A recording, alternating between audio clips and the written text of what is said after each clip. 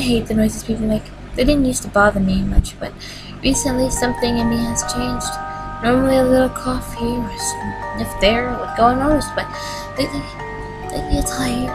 It's constant and relentless. You see, I recently rejoined the workforce. After finally getting my life balanced out, I ended up with a nice little desktop that suits me perfectly. I work in a customer support, so basically I assist people with their issues, as they call. I even have a headset and speech recognition software. I'm really not good with computers, so they had someone set up everything for me. I can now send emails and draft Word documents just by using my voice. I love technology. For the first time in my life, things were going great. New job, new friends, new relationship possibilities, and I even got a new dog. Her name is Ellie. My company even lets me bring Ellie into the office. I've truly never been happier. Then it started. Cough, sniff, cough, sneeze. These were normal sounds that I've heard my entire life. But for some reason, now it's like they were amplified like loud, exaggerating versions of themselves. They sounded like the way a person would mock someone else sneezing or coughing. It made my ears ring. How is this possible? Was it just me? It's like these people were coughing and sniffing through a fucking megaphone. Did they know how loud they were being? Disruptive? They were being? How annoying? No, it couldn't have just been me. Everyone must have heard. I mean, how could they not? It was happening practically non-stop all day. Every couple of seconds there was a little sniff, cough, throat clear, or sneeze. How was I supposed to concentrate with all these distractions? I was a new girl and I didn't want to be the complainer in the office.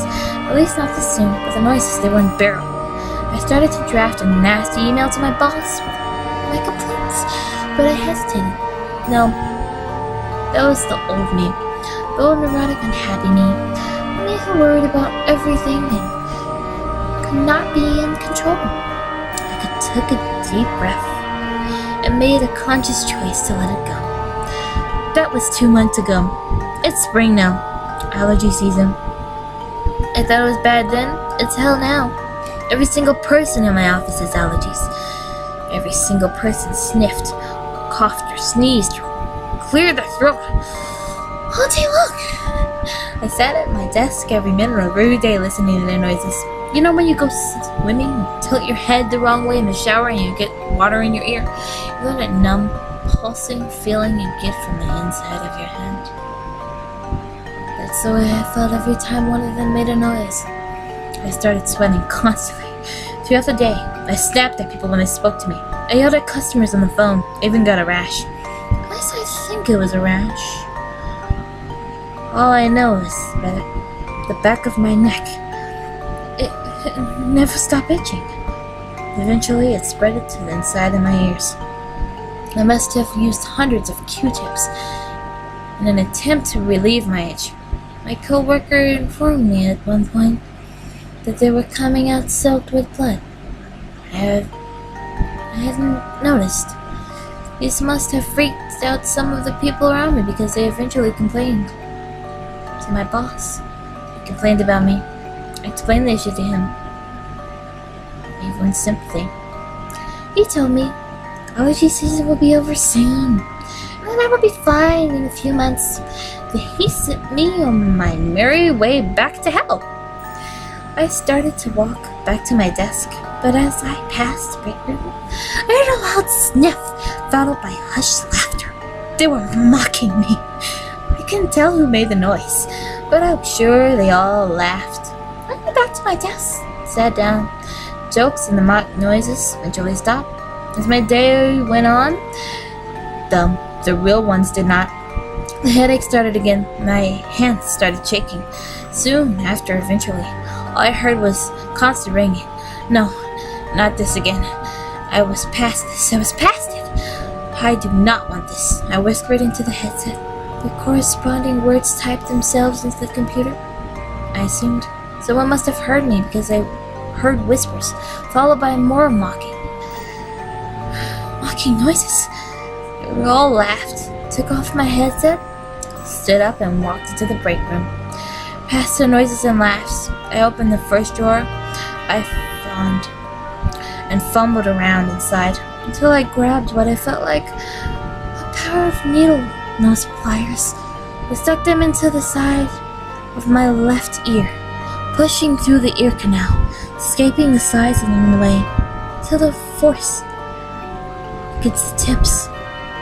I opened the pliers as far as I could go, pushed forward slightly, and closed down until I could feel flesh between the jaws. Then I pulled everything out. I closed the pliers and made stabbing motions to loosen anything that may have been stuck, and pulled out a few more large chunks. I stabbed a few more times till my eardrum, and all those little working parts that made hearing possible was nothing more than screaming flesh.